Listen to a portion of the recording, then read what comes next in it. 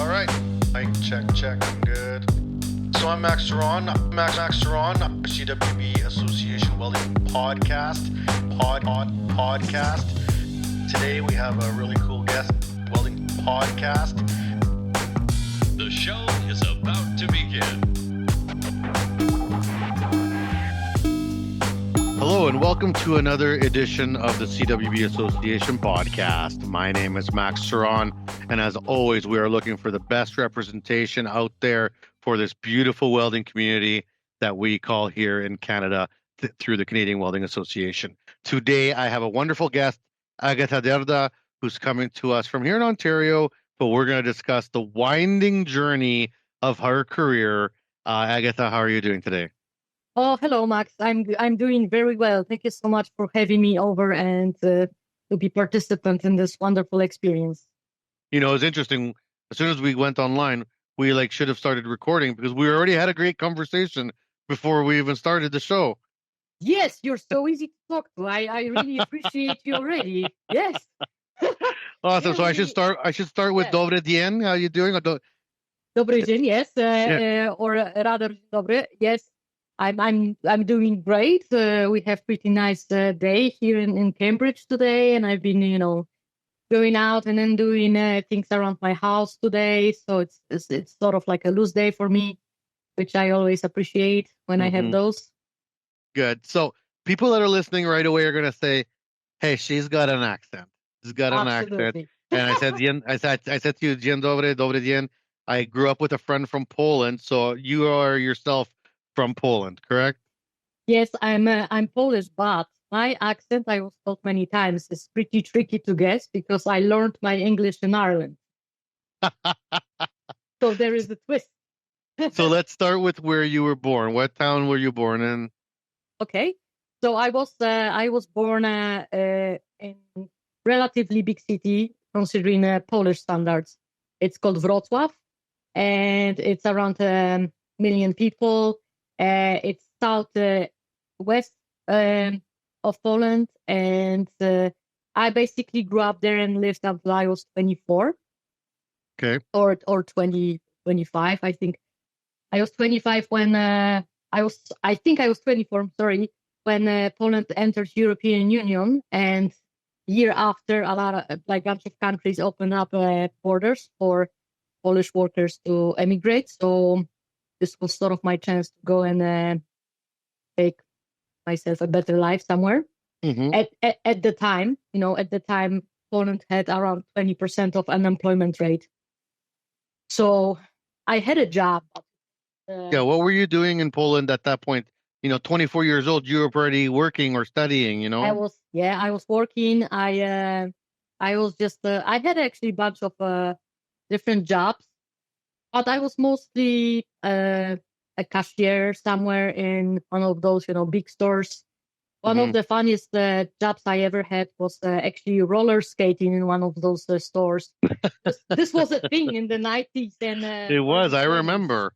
Yes, so I had this gig for 2 months. I was roller skating in store and delivering, numbers for produce or whatever, cashiers that didn't have labor or whatever. So I did a bunch of things, but nothing seemed to be super promising in terms of career. So I wanted to leave Poland, and actually my primary goal to leave Poland was to go abroad and study art. Because were you always very artistic? Yeah. Yeah. So I was always very handy, and this is my one of the best things that I have from my father. There aren't many, but one thing that definitely I have from him, and thanks to him, is that I am very handy. Because when I grew up in Poland, we had nothing, and I cannot say it was poverty because basically it was communism. Everybody was on the same boat. People had nothing. And to give you an example of this, I remember when I was a kid, and there was always shortage of toilet paper, right? Mm-hmm. So when stores got delivered toilet paper, people would go 5 a.m., line up in front of the store, right? All the toilet paper, whatever. Yeah. pallets, how many they had, it would go like that. And then you would go home without it, right? Like, Then you'd have to maybe- find out who got some. yes, or actually, no, there was a different solution. Because there was only produced so much and only, I don't know, 30 people in the lineup got the thing, and you went, if you missed it, you went home with nothing.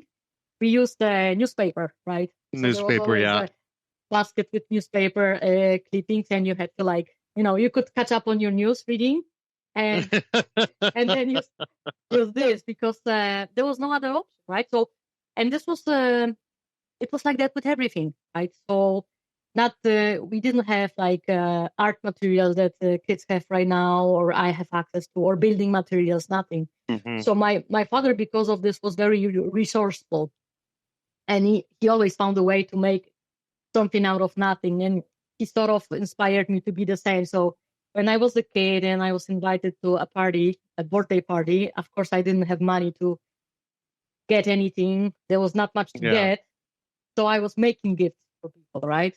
I was Yeah.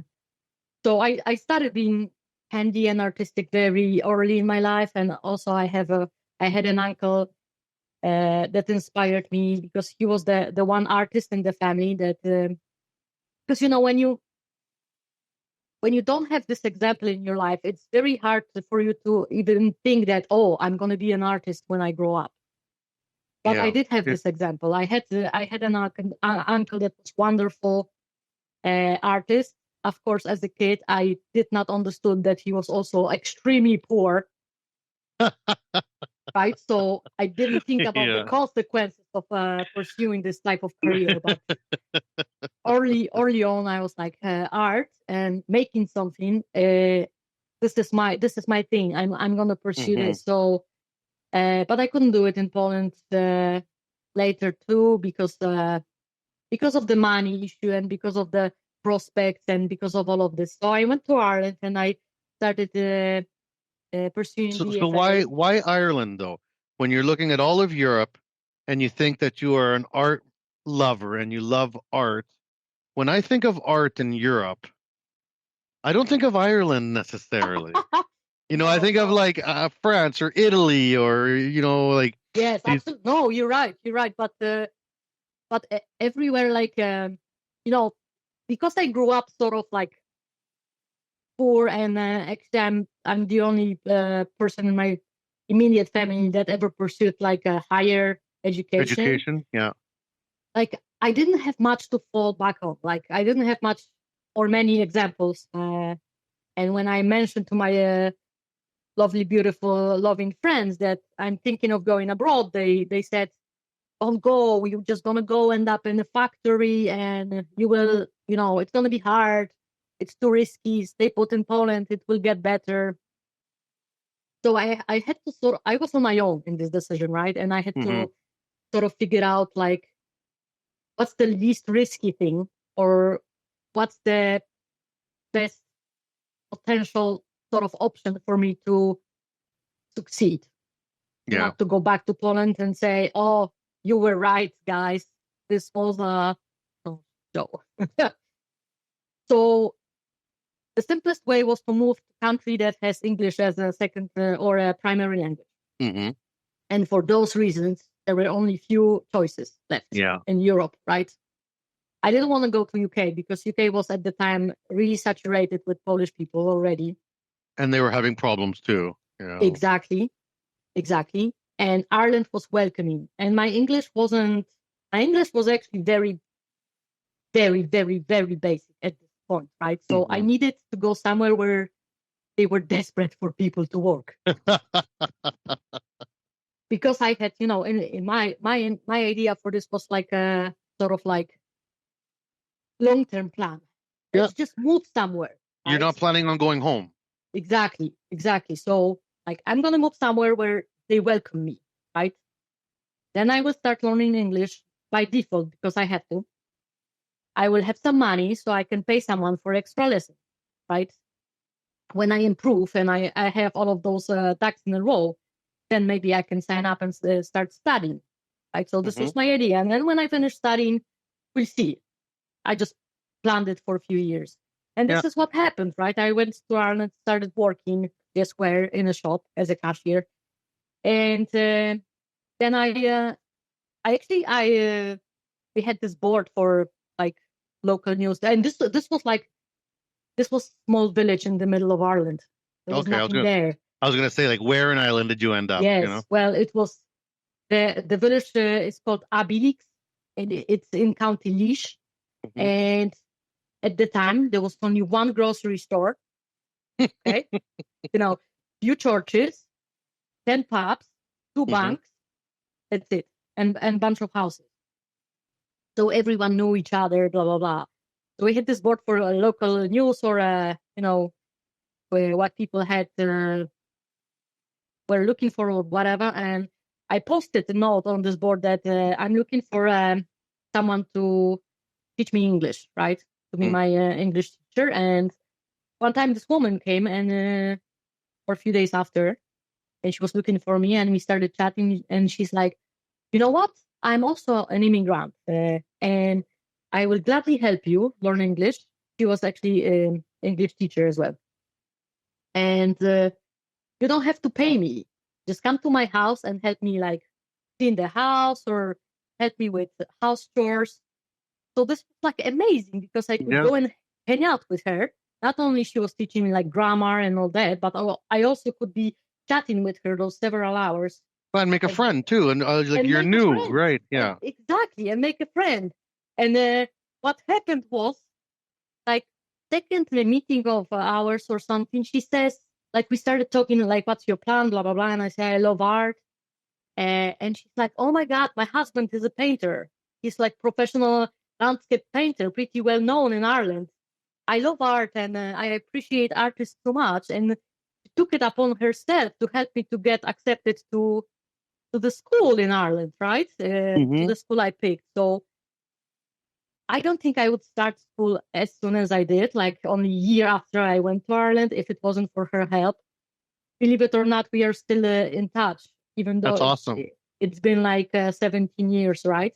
So this was like so yeah, I did that in Ireland. I finished my BFA in Ireland, and then I was actually trying to get some type of job that was related to your career. Related. Yes, thank you.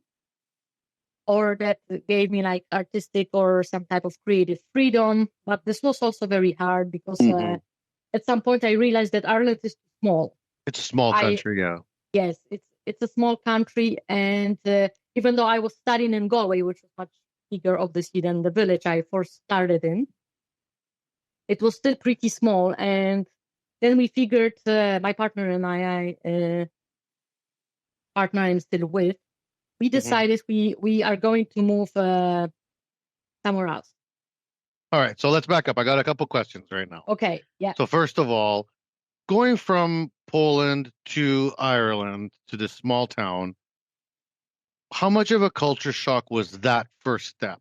Was it tough, or did you feel like it was it discouraging? How did you feel about that first immigration?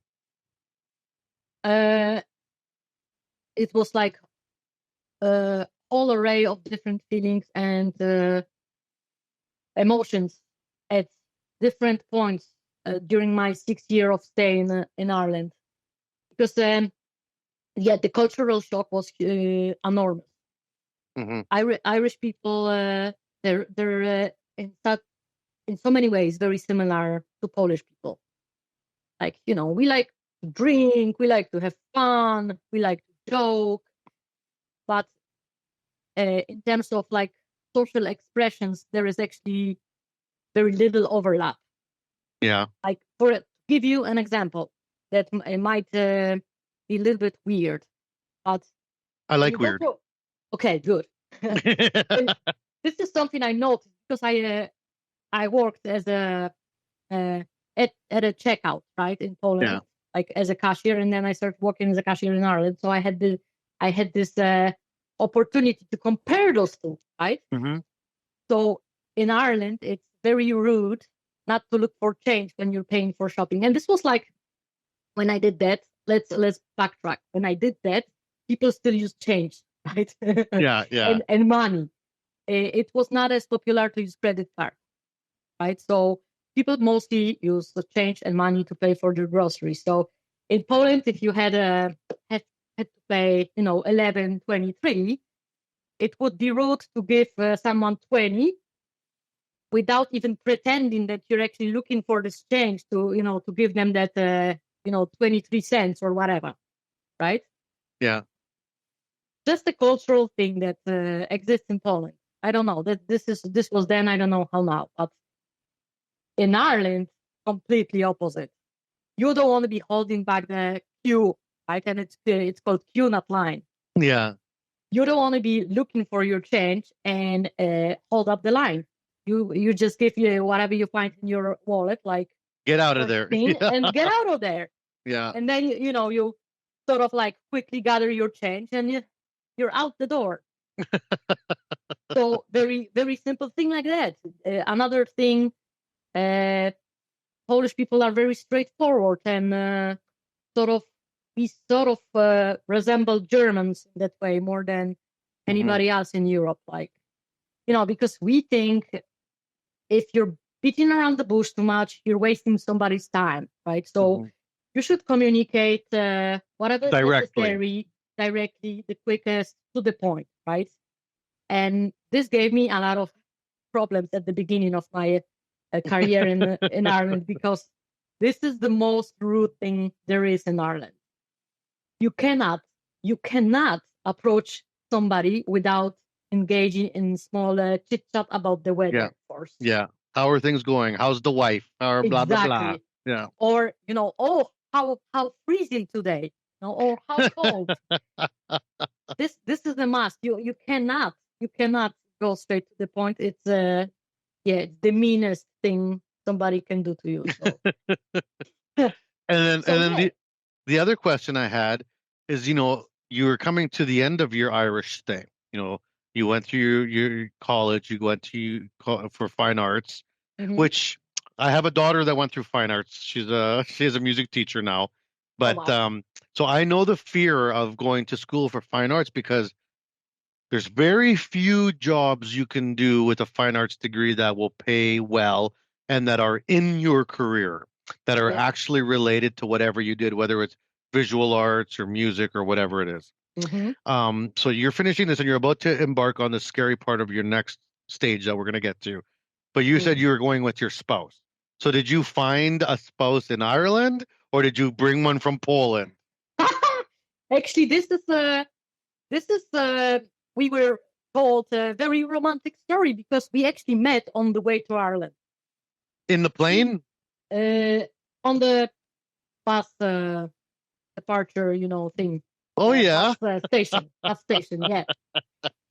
It wasn't entirely accidental, because we both were set to go and work for this company we were going to, right? But I didn't know this girl, right? And it's a girl, it's a woman. So, we met on this bus stop and, hey, hello. And she's waving to her boyfriend goodbye, and I'm waving to my then girlfriend goodbye. And here we go to Ireland. And a year later, we started being a couple, because things happened in this year. A boyfriend stayed in Poland. My girlfriend went somewhere else.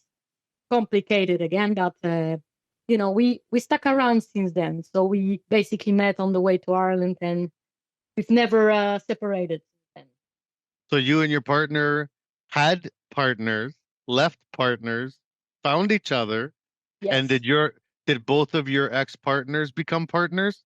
Wouldn't that be quick? No. No. But it turned out that my partner's sister worked with her then boyfriend in the same factory, and people know each other, and it's all funny. So what was sometimes not funny that way? Yeah. What was your partner doing in Ireland? Was she there to study as well, or was she going to university? What was she doing? So she was working all this time when we were in Ireland together. She worked. She started as a receptionist sorry. And then she got interested in bookkeeping, so she learned bookkeeping, and basically this is how we left Ireland. Mhm. I got accepted to graduate studies in Canada, and she was bookkeeper at the time. So when we moved to Canada, bookkeeper and associated occupations were on the list of occupations in demand. So Mhm. this is how it was actually easy for us to extend our stay. Right now, my partner did went to schooling in Canada, and she quite recently, like only a year ago, completed her CPA. Nice. Yes. Nice. So she started as a receptionist, Accountant. Yeah. bookkeeper, long time ago, and now she's a CPA. That's awesome. So back to Ireland now. Why Canada? You're in Ireland and you're looking to go somewhere else now. Okay, So how did you pick Canada from the list of the world? okay, there were two very crucial reasons for why Canada. One was because I experienced how it is to be in a country where you don't really know the language very well. And when I moved to Ireland, like I mentioned, my English was very, very basic. And when you don't know language, people treat you like Differently. they sometimes don't want to be, but they are condescending, or Mhm. They're not patient. they're not patient. No, they're not patient, but mostly they assume that you're not very smart, right? But languages, people that listen, languages take time to master. So yes, be Especially patient. English. Yes, especially English. So if you know someone that speaks very little English, this person is fluent in their own language, right? And they will catch up sooner or later, and then they will Yeah. tell you they're, you know. And so anyway, we didn't want to go back to being like not knowing the language.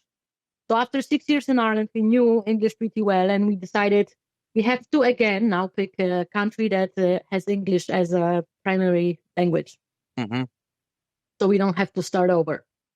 So again, only few countries were sort of like reasonable price and on the table for us. So then we started thinking we want to pick a country that embraces LGBTQ community and at least has a gay marriage as Hmm. its human right. And did it have that in the UK yet? No, not at the time. No. Not at the Because time. Canada was the And first country in the world, I think, or one of them. one of them, yes. I Yeah. think I'm not sure if the first one, but I know then when we were Yeah. looking, Canada was one of maybe 3 or 4 countries in the whole world, and I think the only one that was that had English as a primary language, right? So the choice was pretty simple for us in that. But then, how do we get here, right? We have a goal. We pick the place. How do we get here? And so then we actually in Ireland they were organizing those meetings for people that wanted to immigrate to Canada. So we went to one of those and we sort of tried to sign up for this, but it was very difficult. And then I figured I in my school in Ireland I was doing very well, right? I was awarded top of the class. You know, I I was doing very well. I had a very good grades. I already had a bunch of exhibitions in my portfolio.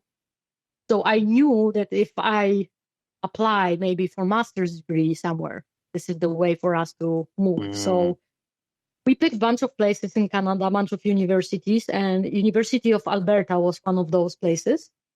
And I sent my application. First time, I didn't get in. Next year, I tried again. I worked on my portfolio a little bit more, worked on my experience a little bit more, and I got into 2 universities, and we picked Edmonton as the place where we are moving, and this is how we moved. This is how we arrived in Canada in 2011. Now, the prairies, I live in Saskatchewan. The prairies, Edmonton, Calgary, Regina, we, first of all, our universities, our colleges are very open to immigration. Yes. We have very high number of immigrants. Many immigrants come to our provinces because we have a problem. People love to come study where we are, but they don't like to stay. It is This is true. so, you arrive in Edmonton. What was the culture shock from Ireland to Canada? How much of a difference was that? Well, this was less of a cultural shock than moving to Ireland from Poland, for sure. And but the, well, I'll tell you this: the first few days, but after we moved into, after we arrived in Canada in Edmonton, there was a news in newspaper that someone put fire to LGBTQ center. No. Yes, and we were like, "Oh, what is happening? Maybe we made mistake. Maybe we made a mistake. Maybe it's not as all rainbow here Hmm. as we thought." But then we sort of, there was definitely a big dissonance between the campus and how liberal people are at University of Alberta, and students and staff and faculty, and then everything else. And Alberta and Edmonton, they're not really known for being liberal anymore. No, right? they're kind of they call it like the redneck of Canada, Exactly. So this was sort of one reason, and maybe one reason for many people that decide to study there, but they don't stay, is because studying there, you're like in this bubble. And you cannot stay in this bubble unless you are hired by a university, right? Hmm. So when I graduated, we were like, okay, now we are outside Out of the bubble. we are outside of, we are out of the bubble. We now have to find maybe another place that suits us more. So yet again, we started looking for, but we knew by then we want to stay in Canada, because overall our experience in Canada was delightful. So you finish your master's.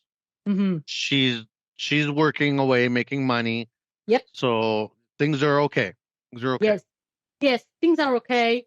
My student visa, expired, but then we can extend our stay based on the fact that my partner is in accounting realm, right? So we did that.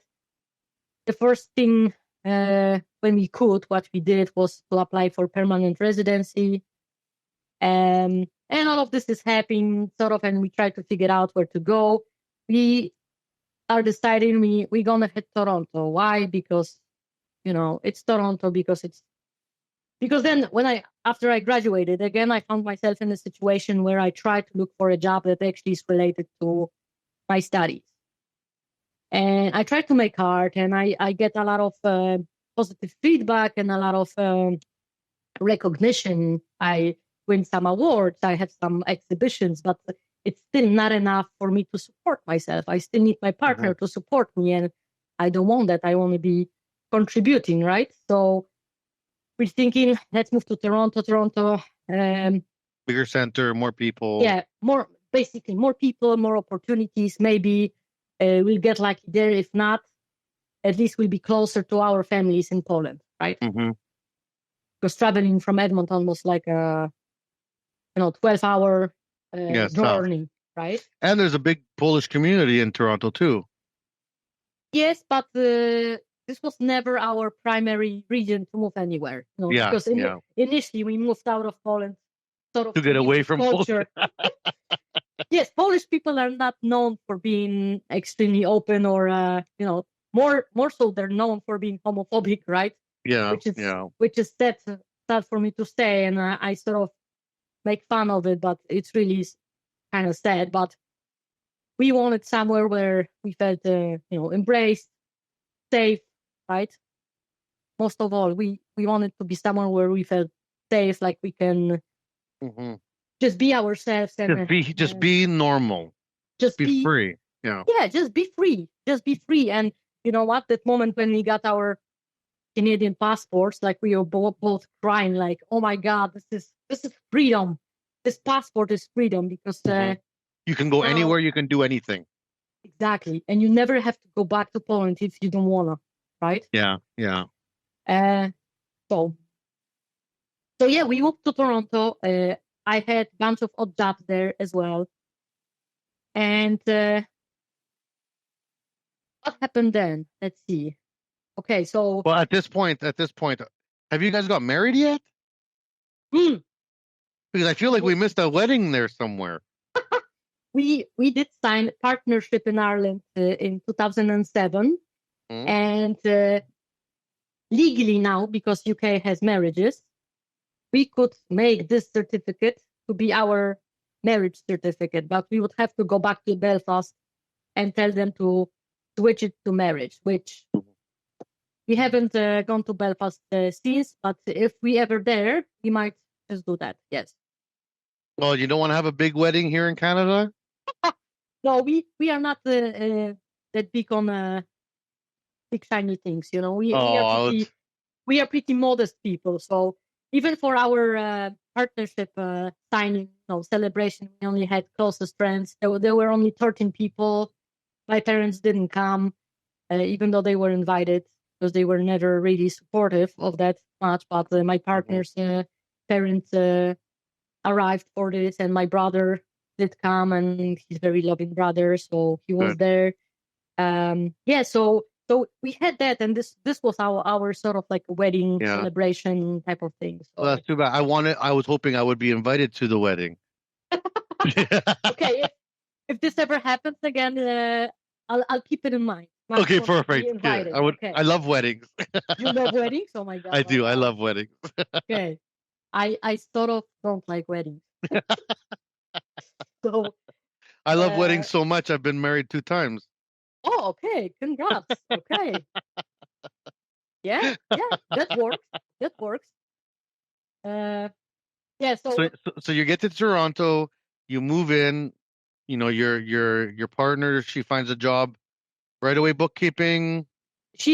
At this point she's already like an accountant level. So she's accounting around, Toronto, and then she's deciding, oh yeah, I think I should up my skills a bit if I want to make real career out of it. So she's starting her CPA. Oh yeah, and yes, and that happened. So I have like all the jobs here and there, and finding someone gets interest or approaches me about potential job at McMaster University. And this was like a printmaking technician position. So what that is that because my degrees, my art degrees are with specialization in printmaking. Not many people know exactly what printmaking is, but basically it's like making oversized stamps, right? So instead of painting, you make a matrix and then you print it on paper, right? And there are many, many ways to achieve that. But this is sort of like what I was into then. It was your field, yeah. It was my field, yes. It was my field and my absolute expertise. And every award that I won was sort of based on the fact that I knew this very well, and I was, and I invented my own technique, and people were inviting me over to sort of show them, blah, blah, blah. So I was known for this, and I got invited to apply for this job at McMaster University. This was only short-term contract, but I did apply, and I got the job at the end. Actually, first time I didn't get the job. My colleague got the job, but then he left, and they re-invited me as their second favorite candidate. They were like, hey, remember 2 years ago you wanted this job, but you still want it? I'm like, sure. So, yeah, I know. This is like, because also in this field, and I'm sure your daughter knows this too, it's like when jobs come up and there are only few, right? They're rarely Take come 'em. up. You take them, right? Yeah. And all the people you know, you always have to like play against your colleagues and friends because they also apply, and it's a nasty business. But I got the job, and this is what brings me to Welding. Finally, this story, because I'm a happy printmaking technician there, and what it is basically means that I take care of all the studios, all the equipment there, right? And there is another person that works there as a sculpture technician. And this guy, Mike, hello, Mike, if you ever hear it. So Mike is taking care of a sculpture studio, and they have a MIG welding machine over there, right? And summer came, and in the summer, students are out when we are super bored and we have time to do improvements, right? So you can build those shelving units. I used to be a college teacher. You can't let people know that we're bored in the summer. You can't tell people we're very busy in the summer. We're very busy.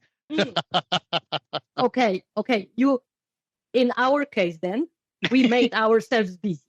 We were super busy because, this whole year I was waiting for, to make the shelving unit for those inks. So they are not piling up. They're in the corner. So we started making things to get things organized and for students to come back and have this nice, cool space to work in. And I'm like, Mike, I want to learn welding because I think if I have the skill, I can build more things and cooler things, and I will have more freedom and all that. And he's like, okay, I'll show you how to weld. Mike knew how to weld just from YouTube videos. He had no certificates. He had no expertise or proper technique, but he was a friendly guy and very enthusiastic to teach me welding. So this is what we did. One day he shows me a bit. Second day he shows me a bit, and now I'm welding, sort of, right? And I welded a bunch of things for my house and for down the road, and for the school, of course, right? We made some nice, cool furniture, benches for students, some desks, and then my career at McMaster ended, and I left. But the memory of this, how cool it was to weld, stayed with me. And this is like 2017, where when I left McMaster, and then I started some other jobs that were sort of old school, not artistic at all. I won some awards so I could focus on my art. Like I won 15K just to spend on my art, so I kind of like had it a few months there, yeah, few months there just to sit in and do art at home. And I had some solo shows here and there, but this question of this is not enough. Whatever I'm getting out of this, it's great satisfaction, but this is not enough to support myself. If God forbid something happens to my partner, I'm probably homeless, right? Mm-hmm. So, but then, with this anxiety coming back and forth, I was trying to sort of keep some jobs that were coming to me, like trying to make them and you're scared work. about starting over too. You don't want to start over, right? Like, yeah, no, you don't want to start over. You don't want to start over because at this point you're like, I'm 38 and I'm like, Jesus, I spent all of those years studying this and I'm so good. Why is it that I cannot make ends meet? Mm-hmm. So I was also annoyed, and I had this part-time job. Then that included actually helping immigrants to move to Canada. So it was sort of perfect, and I met a lot of people, and it was fun. But it was part-time, and because of the fact that it was part-time, it allowed me to enroll in second career program, and this gave me funding for the second career, whatever I decide to do. And then I decided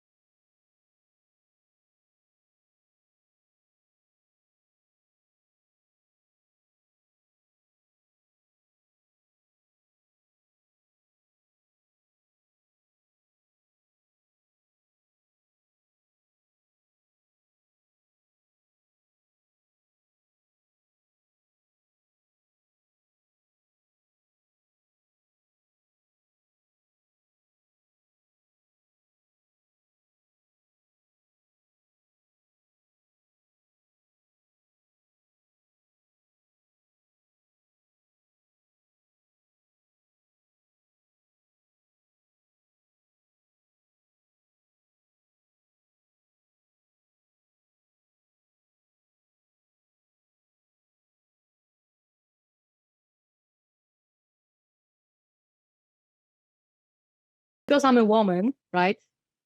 They basically said, we'll just take you. Just apply, right? We'll just take you.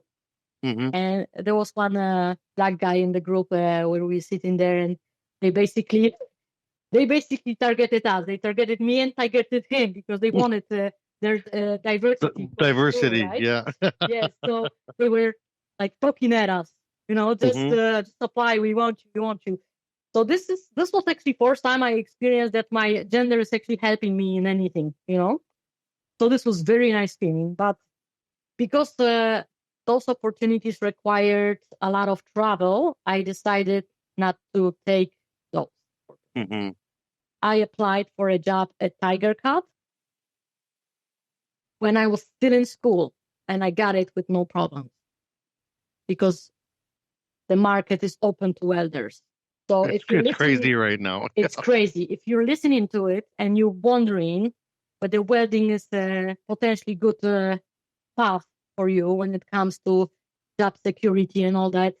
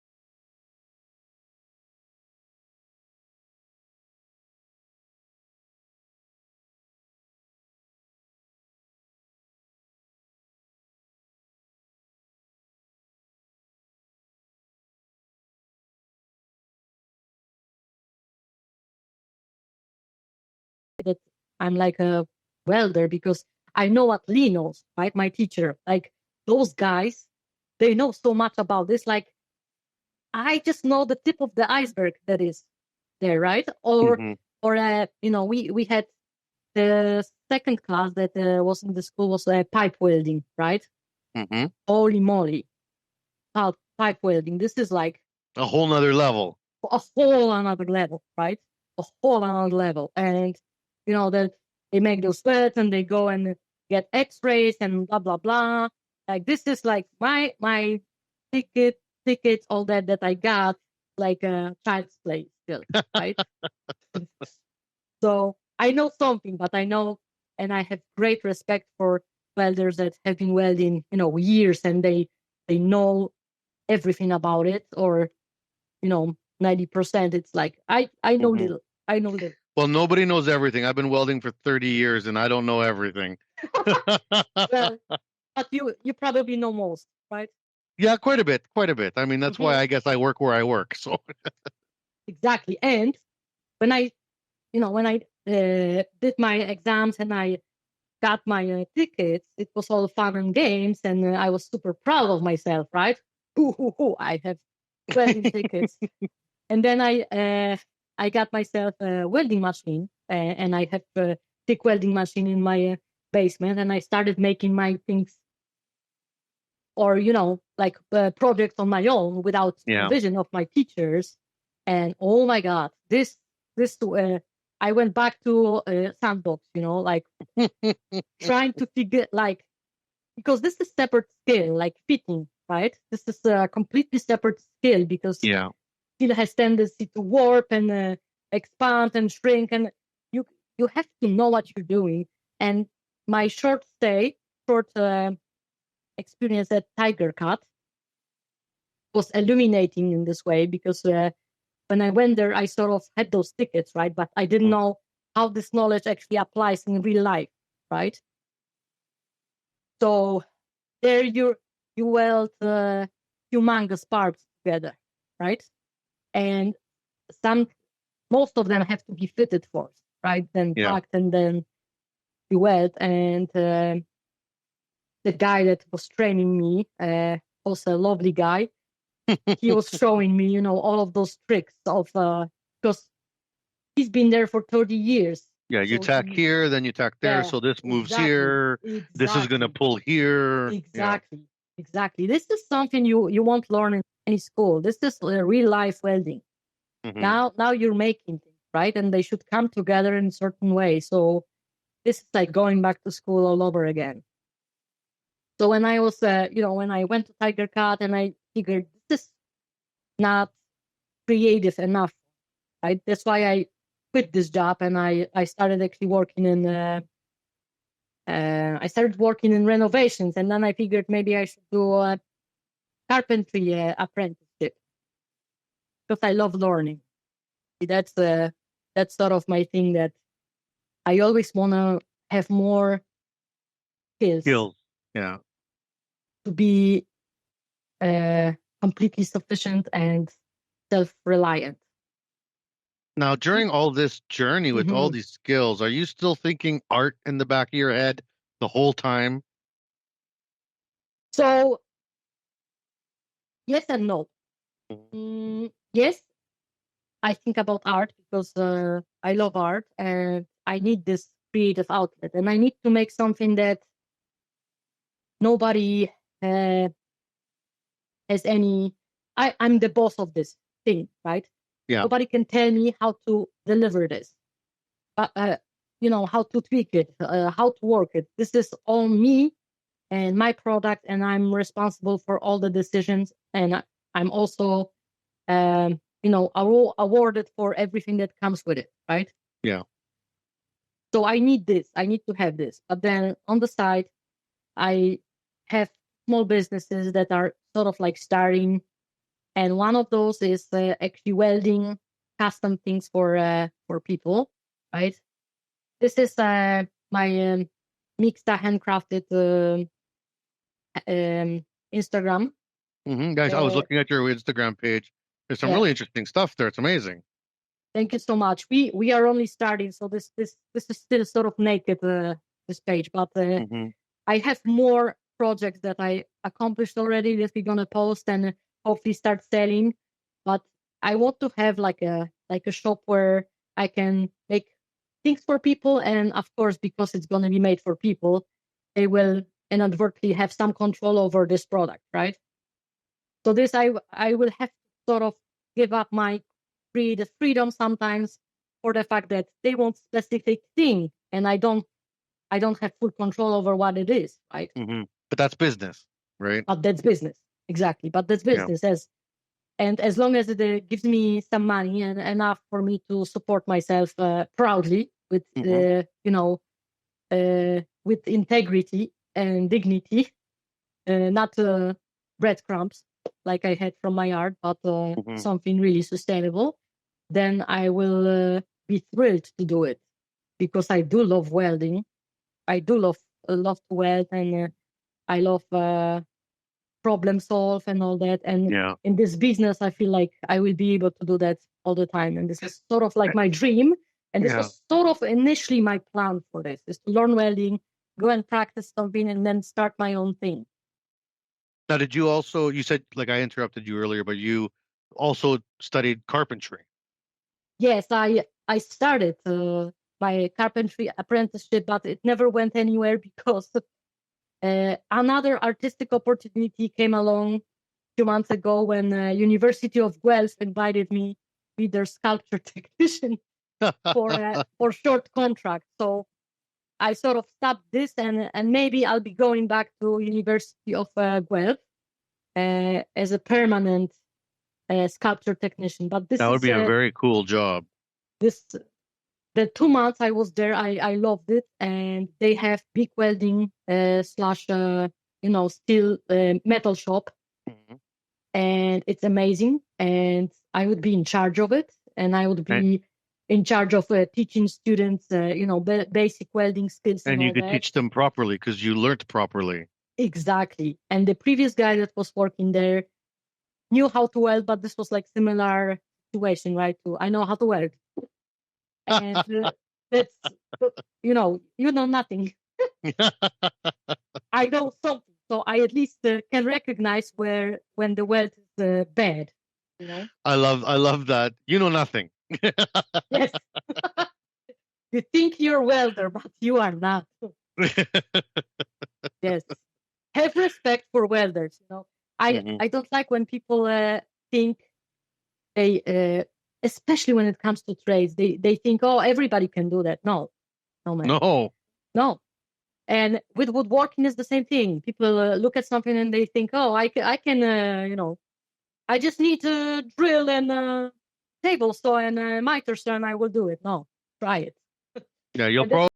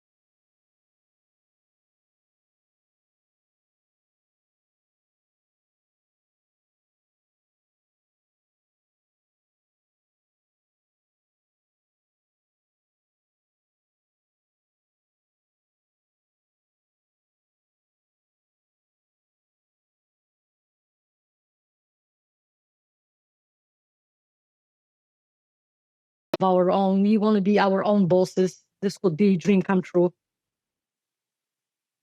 So depending on how this business goes, might just quit carpentry altogether and just focus on making things with me.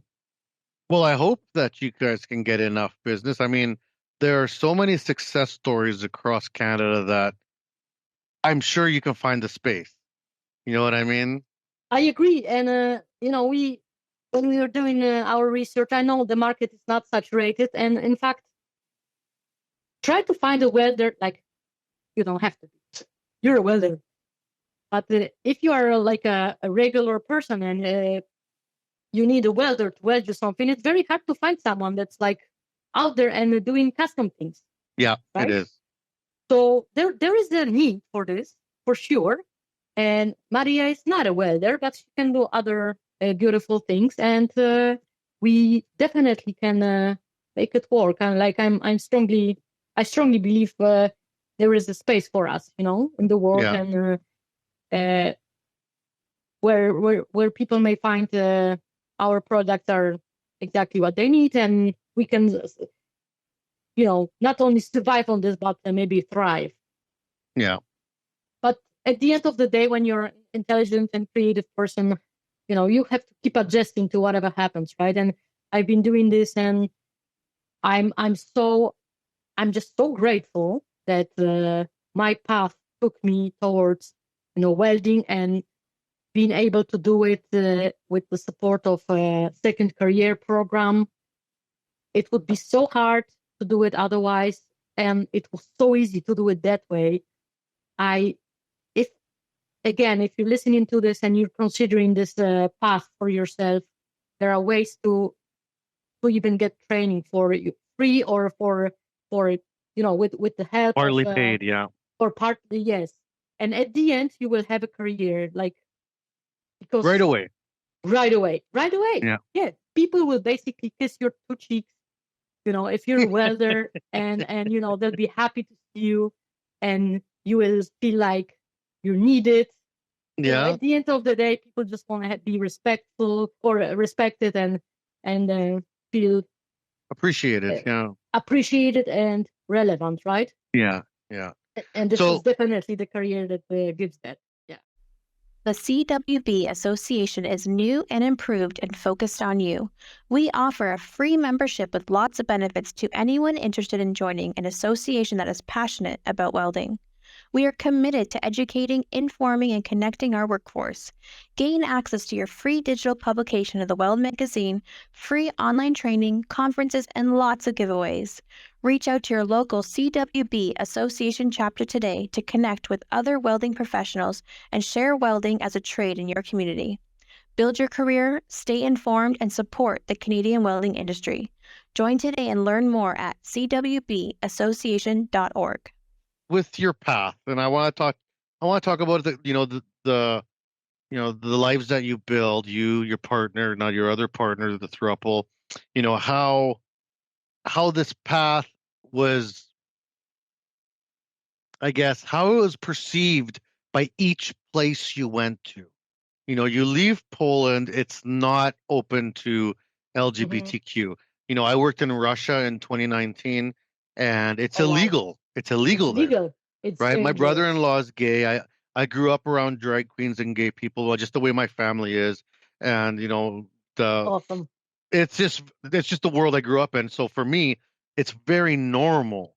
Yes. But for some people, like, in Russia, it's illegal. And I remember me getting into arguments being like, how is this the thing?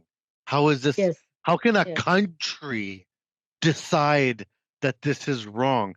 Okay, maybe you're just one angry person. Maybe it's wrong for you. I don't care. But how does a country decide? When they say anywhere from 25 to 30% of the population is gay or lesbian, most of them hidden in fear.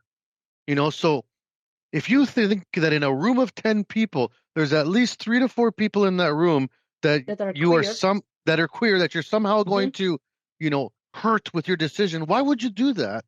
So this is an interesting question. And you know what? What came to my mind when I was thinking about it, when I was reflecting on why Poland is so homophobic, is that because of this long history of communism, right? Like in communism, like I mentioned, everybody was sort of like poor, you know, Mm-hmm. there was nothing, and people tried to all be the same, Mm-hmm. because if you attract too much attention, it's actually dangerous to you, right? So then everybody that's sort of different than everybody else stays hidden because it's dangerous, right? Because communism, right? Mm. And when people stay hidden, the majority of people that at the end of the day are not queer, they think that this is the norm. This is the normal. That they're supposed to be hidden. They're supposed to be hidden, or they're not existent. Or we don't Yeah. have gay people in Russia, right? Mhm. And you just get used to it, and when you put those people in hiding, you take all the dignity from them, right? And when Yeah. you then come across of someone that's like that, you're scared, and you don't seem to have any respect for someone that's just scared of you just off the bat. And Yeah. plus, there is this whole thing, internalized homophobia, right? When a whole bunch of people tell you there is something wrong with you, you start to believe it, right? And when you grow up with this idea that there is something wrong with you, right? Yeah. You don't think you deserve respect, or you don't think you deserve freedom or recognition, Or to be happy. or to be happy, or Yeah. the basic desire, right? Human desires to have some type of level Love. of happiness and love in their life. So this is what happens when you basically keep all the diversity in hiding, and you don't encounter those people ever. Like in Poland, and also that's why Poland was racist for so long, because Mhm. when I grew up, did we have racism? No. Why? Because there was nobody that had different race, Yeah. right? There's If no we one were to be all racist white- of. Yeah. Exactly. Yeah.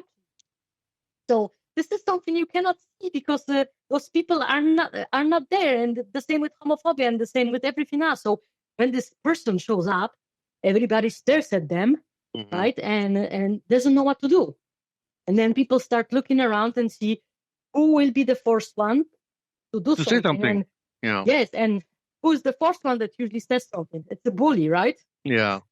And then the rest of the people that just don't know what to do, they just follow, right? Because they don't know what to do. So So, I think, yeah. then you compare that to Ireland, where you met your partner, and then, did you feel like in Ireland you were completely free? Did you feel like you are now like could be completely honest with who you were, or was it still some feeling of having to stay, hidden? No, in Ireland we felt very safe. Irish Good. people overall, we think of them as super friendly, gentle people.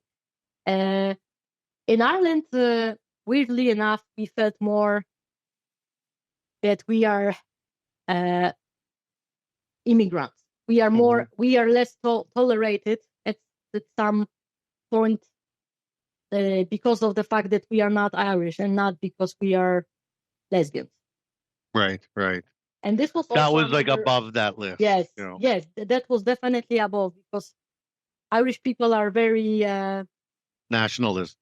national. Yeah, they they love Ireland. They're very patriotic, and if you're born in Ireland but you have black skin, like, you cannot say you're Irish. Like, this is silly, right? For them, I don't know. Maybe this changed, but this was sort of like the feeling we had, that we will never feel they're equal to Irish people. And when we came to Canada, this was actually very nice surprise for us to see that, Canada has all of those immigrants, and they feel like at home, they contribute. It's all immigrants they're happy. here. Exactly. So we were like, yeah, finally safe as lesbians. Finally, we feel safe as immigrants. We should stay here. we should stay here, and that's why we stayed here, and we love Canada, and all of the opportunities we had and we used since we got here are amazing. My partner came as a bookkeeper, now is a CPA, makes a lot of money, and is extremely happy in her career. And I have all of those other things that I have going, and I could train myself in this beautiful trade. And I could find a job anytime if I wanted. Right now, be a welder. I know, And be okay. Yeah. and yeah. I would be totally fine. So my anxiety about being homeless because something happens to my partner is completely gone, because I have this amazing skill now in my pocket that I can use anytime. Yeah. It's a wonderful, wonderful thing. Of course, that being said, I know not everybody is happy in Canada. I don't want people to feel invalidated if they feel their lives are not going. Yeah. If they're struggling. But this is your story. This is your story. This is my story. This is our story. Yeah. And it's a beautiful story full of successes. And if you stay open, if you want to learn, and if you want to pursue all of those things will come to you, right? You will get rewarded for, putting the work and staying humble, and I think that's what we did. We every time thought, okay, maybe to get something more, we have to give it more, right? Maybe we have to up our skills, right? And yeah. Now, for Maria to come in and meet the two of you, she must have been like, "What is happening here?" Well, this could be a separate podcast. Yes, this how this all happened and all that, but. It wasn't at the bus station again, was it? No, it wasn't at the bus station. We, Maria and I met online, and we sort of found this connection because of all the history we have, right? Like, she's an artist, I'm an artist. She's in trades now, I'm in trades now, blah, blah, blah. She wants to have her business, I want to have my business, blah, blah, blah. So we started chatting, and she's a lovely person. So my partner naturally was eventually open to give her a chance, and they developed their feelings for each other separate from me and Maria, and it's very weird and strange, and wonderful. Sort of, we couldn't plan it, This just happened. It was not really planned; it just happened, and it's definitely wonderful. But it's one of those things that. If you stay open and you just want to relate to people and get to know them, and then you let things happen naturally, they might happen, and then, you can accept them or you can reject those feelings or things that happen. But all three of us are very open people, because we lived in so many places. And like I said, Maria is from Colombia, right? So she also has this experience of being an immigrant. Colombia, we visited Colombia like a few weeks ago, which was amazing. And then there is sort of like walking in Colombia actually was like walking in Poland in the 90s, right? Like, sidewalks are so uneven. There are humongous holes in sidewalks. You have to be careful where you're walking. People are sort of like grumpy. They have this sort of demeanor, like, you should not smile at random people in the street because they will think you're crazy. This reminded me Poland so much. So there is this cultural overlap as well in Colombia and Poland that seems sort of like very natural and just there. It's not forced looking for connection. It's just really strange to be there and think, oh, wow, this is like when I was a teenager. It just feels so familiar. It was crazy. Well, I think she was planning on being on the show, but I speak Spanish. I'm from Chile, right? So I'm from Chile. I was born in Chile. I'm an immigrant as well. So, I could have spoken in Spanish. We could have done a whole show in Spanish. Oh my. Well, listen, if you want, I can talk to her again, and maybe she'll do it with you separate. The reason we figured that we might not be coherent together. She'd be talking over me, or I'll be talking over her, and you know, her experience in itself is also like very interesting, and she could probably write a book. So I don't know if 1 hour would be enough to cover, you know, both of our stories. No, How but we this has ended up been doing trade. fantastic. This Oh, has thank been you so much. fantastic. Yeah. And, just to wrap up the interview, because it's been really, really enlightening. And, this is Pride Month. We're going to release this during Pride Month. And, Nice. and Happy Pride Month is like, Pride Month to me is two things. It's one good and one kind of bad in a way. For me, the fact that we have to have a Pride Month is like, why? We should Yes. just be happy and loving Yes. and open all the time. Yes. But Yes. then I remember that sometimes it takes time for systems to change. You Yes. have old systems that take time to change. So Yes. Pride Month is important because it's a time for us to educate people and to teach people. And, for people to listen to a story like yours to say, it's really just about wanting to live. You just Yes. want to live like Yes. anybody else, right? Exactly.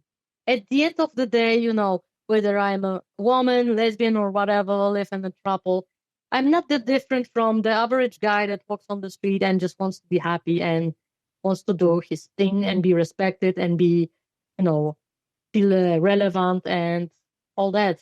This is very much how we are all the same, and Mhm. people should just remember that Yeah. as weird as some of the choices other people make can seem, at the end we all want the same thing. Just want to be loved and happy, right? Yeah. So let's end with a couple questions. Two questions. First question, what would you say to someone who is looking to immigrate to Canada as an immigrant? Perhaps they're unsure about, the field. They may have studied something back home, but usually you come to Canada, you're going to have to study some more. Yes. What would you recommend for them to do when they land here in terms of perhaps work or studies? What would I recommend them to do? Yeah. Okay. Well, everything would depend on what the goals are for those people.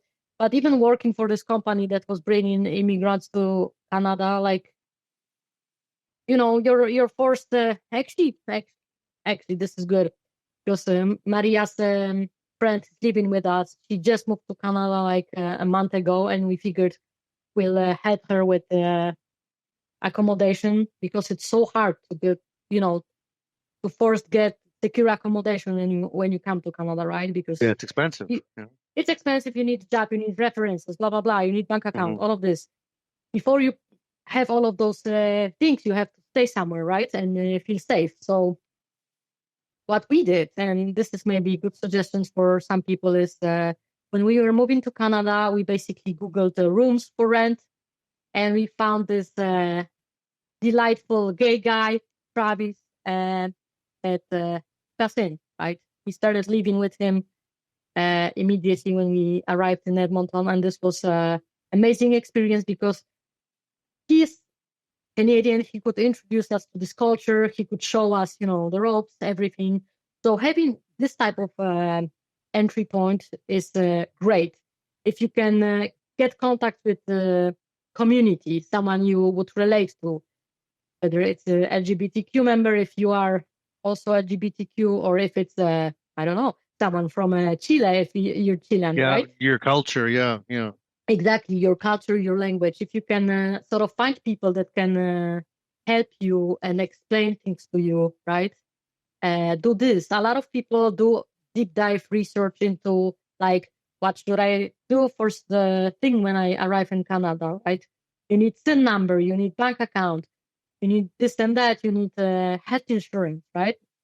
Mhm. Also, depending on as who you are arriving to Canada, are you, student visa holder, or are you PR, permanent resident, right? Or are you on something else? I don't know. Or exiled refugee. Like we were exiled, so yeah. Exactly, or as a refugee, right? So Yeah. depending on all of those, your path will be a little bit different. But there are plenty of resources for newcomers to Canada to sort of figure this out. YMCA is a great resource for people to go and ask, Carolina, now the girl that lives with us, the first thing she did was to go to YMCA and sign up for English lessons, right? Mm-hmm. You know, there are a lot of programs and help for people for free, different times of the day, so you can also work and study. There are a lot of ways to sort of like build your life in Canada. The most important is to go and ask right people, right? And to do your research. Don't wait until something happens for you. Go and do it, right? Perfect. And the last question to wrap it up is about, the LGBTQ community. As an advocate yourself, what do you see as your future in terms of the community, what you do with your business, how you establish yourself, your future? What is it that you plan to do going forward? So we do mention on our profile for Instagram that we are LGBTQ business, because we do want to reach our community, and we also, as we are customers as well, we try to support our businesses that are LGBTQ. And what I see for myself is basically continuing this path. And honestly, I would dream about that by the time I'm, old, we don't separate people that much. We're just one happy bunch of people that are open to different experiences. We don't have to be naming million genders or sexualities. We're just all happy family that Nobody cares. Nobody cares. Nobody Yeah. cares. This would be my dream, that nobody cares. Like, the young people that are much younger than us right now, they don't seem to care that much. You'll tell them someone is gay, they're like, okay. Yeah, whatever. Yeah, whatever. Yeah. Sure. Because that's really what it is, right? Yeah, it is. It'd be like someone saying, "Hey, you're straight." Yeah. Okay. Exactly. Or, who cares? hey, you're blonde. Yeah, I know. Yeah, I know. Because at the end of the day, how does it affect you, right? Yeah, Or me, zero. or whoever. Yeah, zero. Well, the only way it affects us, we have someone becomes a potential pool for us to date. That's it. Perfect. Yeah. Well, Agata, this has been wonderful. I really appreciate hearing your story, and you're fun. You've been a fantastic interview.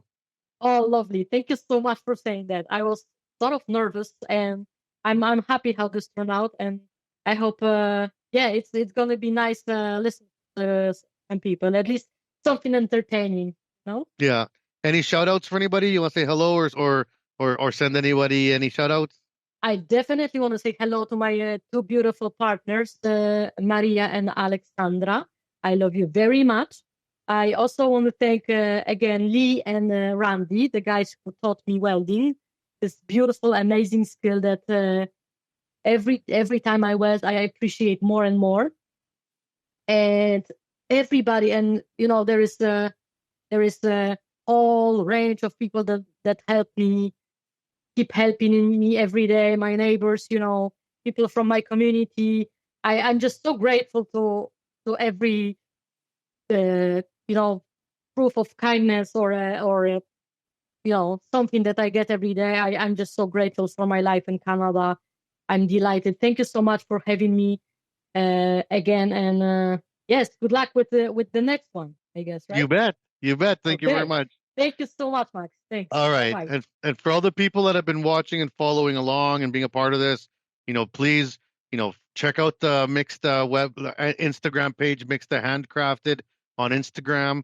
We'll be sharing all the information with the podcast when it gets released. And also make sure you get out there and show some support for the communities around you. It's an important time of year. Get out there, give some hugs, give some, some smiles, and just make sure that you make everyone around you feel as comfortable as you wish you felt. And we'll make the world a better place. So thank you all.